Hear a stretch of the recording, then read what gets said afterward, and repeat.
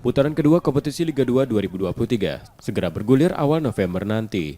Skuad Sriwijaya FC terus melakukan persiapan untuk menyongsongnya. Selain taktik dan strategi, menjaga kebugaran menjadi fokus para pemain Laskar Wongkito. Octavianus, asisten pelatih Sriwijaya FC menerangkan kondisi Cenco Gielsa dan kolega cukup baik. Saat ini tidak ada pemain yang mengalami cedera.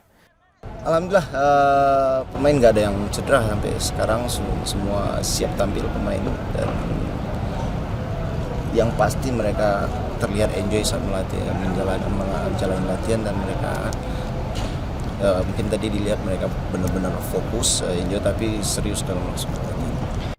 Pasukan Sriwijaya FC akan membuka laga putaran kedua dengan melakoni laga tandang ke Sada Sumut FC 5 November 2023 nanti. Nur Muhammad, Kompas TV, Palembang, Sumatera Selatan.